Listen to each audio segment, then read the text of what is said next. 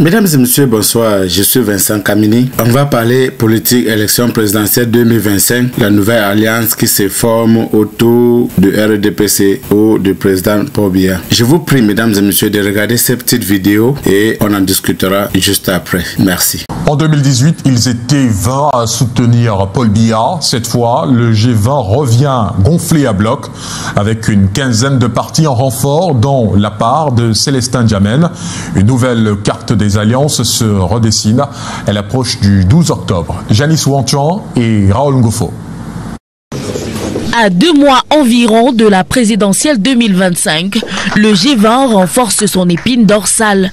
Révérend professeur Tita Samuel, chairman CPP. Aux 20 pionniers qui ont soutenu Paul Biya pendant la présidentielle de 2018, s'ajoutent aujourd'hui 15 partis politiques. Ils ont un objectif commun, faire réélire le président de la République le 12 octobre prochain. On nous a insultés en 2018, on nous a combattus en 2018, on nous a traités de G1. Alors nous gardons le G20. Allez dire que nous avons faim de la vérité, nous avons faim de la démocratie, nous avons faim de la paix. Parmi les nouveaux venus, Célestin Djamène, président national d'APAR et ancien candidat à la candidature, rejoint le bateau. Par son adhésion à cette coalition, il fait allégeance à Paul Biya, qu'il a souvent challengé. Rassurez-vous, ce n'est pas un changement, c'est une évolution dans mon analyse politique et c'est la raison pour laquelle, par pur pragmatisme, j'ai pensé que le meilleur candidat cette année 2025, c'est le candidat Paul Biya. Silas Soum du PRP, Parti républicain du peuple, monte aussi au créneau pour un soutien sans faille au candidat naturel du RDPC. Mon soutien, c'est parce que le président Biya est le président des pour, des contre, des croyants et des non-croyants. L'homme qui rassemble les Camerounais tout entiers. Pour ses alliés, les joutes électorales du 12 octobre seront intenses. Il apparaît donc nécessaire de battre le rappel des troupes. Et une fois les identités déclinées, place à la stratégie. Nous allons nous organiser pour battre campagne tous ensemble dans toutes les régions. Le groupe n'entend toutefois pas changer de nom. Même à 35, le G20 reste et demeure, car au sens des pionniers, plus qu'un patronyme, il s'agit désormais d'une idéologie et les portes restent ouvertes aux autres formations politiques qui souhaitent suivre le mouvement. Voilà. Mesdames et messieurs, vous venez de voir là, comme en 2018, autour du président Paul Biya s'est formé une panoplie, n'est-ce pas, de partis politiques, soit dites de l'opposition. Comme en 2018, il y a les gens comme les gens de Dieu Moumou ont réussi à être ministres ou ministrons. Certaines personnes ont cru que ça devait être la même chose pour eux ou que ça doit être la même chose pour eux. Du coup, voilà les gens qui sont passés tout le temps à donner la leçon, à donner les leçons de politique au professeur Maurice Kamto. Le voilà aujourd'hui. Les hors-la-loi réunis. Là-dedans, vous avez vu Balagan Court. C'est sûr que lui, il est là. Bon, lui, il est là depuis. Les gens qui sont allés au Court jusqu'à la Cour suprême on dit que non, ils ne peuvent pas s'exprimer au nom de l'UPC.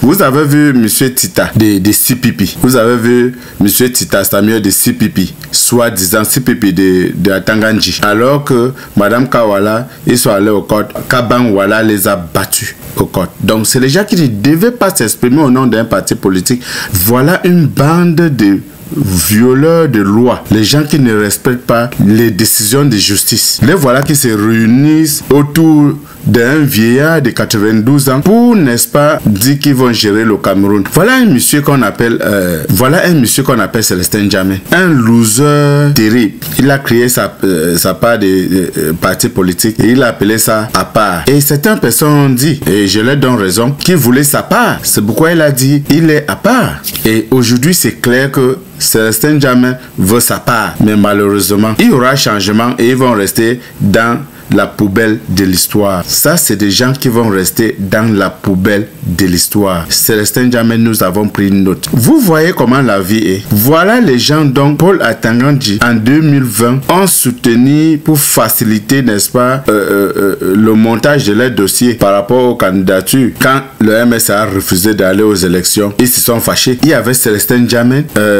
l'avocate, la fiancée du peuple. Elle disait qu'elle était la fiancée du peuple. Mais Elle a été la première. C'est les gens qui avaient été préparés. Je n'ai même pas envie d'appeler son nom. Je ne veux même pas prononcer son nom. Mais c'est les gens qui avaient été préparés par Paul Atangandji pour, n'est-ce pas, amener la zizanie dans MSC. Si le MSC était parti aux élections en 2020, c'est qu'à cette 2025-ci, on devait avoir peut-être 3 MSC. Il devait avoir le MSC de Célestin Djamé et le MSC de la dame avocate que je ne veux pas citer son nom. Aujourd'hui, elle était au Conseil constitutionnel pour soutenir, n'est-ce pas, Akeremouna. Vous voyez bien de qui je veux parler. Voilà les gens qui ont passé le temps à bavarder. Quand on vous dit souvent que c'est pas tous les partis qui se disent partis d'opposition qui sont les partis d'opposition, vous croyez que nous mentons? Voilà la preuve par mille qu'il y a des partis soi-disant partis politiques d'opposition qui ne sont que de noms, mais qui sont les partis satellites. J'espère qu'il y aura véritablement un changement en ce 2025 et qu'on va nettoyer la scène politique camerounaise, parce que le prochain président doit tout simplement dissoudre toutes les partis politiques. Je dis bien y compris le MSC, le CPDM et tout le monde.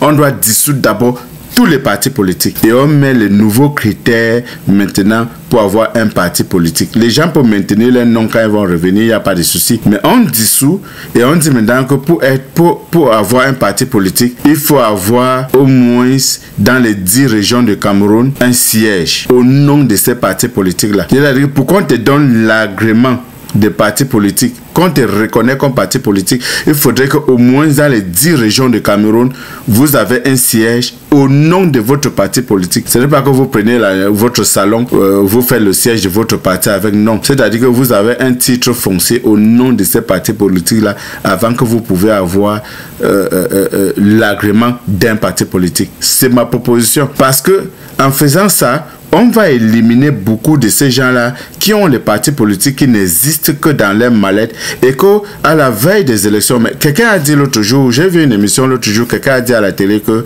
le moment des élections présidentielles au Cameroun, c'est la saison de mangue. Et je vous jure qu'aujourd'hui, je comprends aisément là où le gars voulait en venir. C'est la saison du mangue. N'Djamène vous dit que non, ce n'est pas un changement, c'est un choix stratégique, un choix politique stratégique. C'est malheureux. Si c'est ça la politique, c'est malheureux. Les gens comme N'Djamène, heureusement qu'on les maîtrisait depuis. Voilà quelqu'un qui a passé son temps à dire qu'il devait être candidat à l'élection présidentielle 2025. Il allait déposer son dossier. Il n'a même pas 5 francs dans son compte. Un affamé, même 5 francs N'Djamène n'a pas dans son compte. Il allait déposer un dossier vide à Elections Cameroun. Et il revient dans les plateaux de télévision, voulant encore parler du professeur Maurice Kamto. J'ai vu que les gens n'ont même plus honte. À la fin, il dit qu'il soutient Paul Biya. Mais est-ce qu'il était obligé d'aller déposer un dossier vide? C'est ridiculisé de la sorte.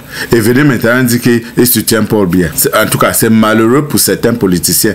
La politique ne devait pas être malheureux, mais certains politiciens sont malheureux. Et c'est vraiment... On a vraiment pitié. Maître Akeremouna a saisi le Conseil constitutionnel, mais nous connaissons déjà ce que le Conseil constitutionnel devait dire. Mais nous avons plutôt pensé autrement. Je me suis dit que Maître Akeremouna faisait plutôt une passe décisive au RDPC. Mais le RDPC n'a pas su tenir cette passe décisive-là. Parce qu'il pouvait profiter, échanger Paul Biya et mettre une autre personne. Parce que ces requêtes-là étaient très claires. Maître Akeremouna leur proposait d'utiliser, n'est-ce pas, l'article 128 du Code électoral qui dit que si votre candidature est bloquée, vous pouvez remplacer par une autre personne. Mais sauf que les gars de R savent que s'ils remplacent une autre personne à ce moment-ci, ça va être la cata. Donc, ils préfèrent rester dans l'eau jusqu'au bout. Ils préfèrent utiliser le nom de Paul Biya jusqu'au bout. Mais on a vu. Alors, mesdames et messieurs, voilà, vous avez vu les politiciens que nous avons au Cameroun qui passent leur temps, n'est-ce pas, à nous dire comment nous ne réfléchissons pas, ils sont plus que qui, ils maîtrisent la politique et tout, les affamés comme ça là. N'oubliez pas, chers abonnés, de nous dire en commentaire ce que vous avez pensé par rapport à ces agissements. Est-ce que vous ne pensez pas que N'Djamène cherche sa part, comme ça, le nom de son parti à part, il cherche sa part. Mais est-ce que vous pensez que N'Djamène aura sa part? Grosse interrogation. N'oubliez pas de liker la vidéo, n'oubliez pas de commenter et surtout de nous dire ce que vous en pensez. Merci.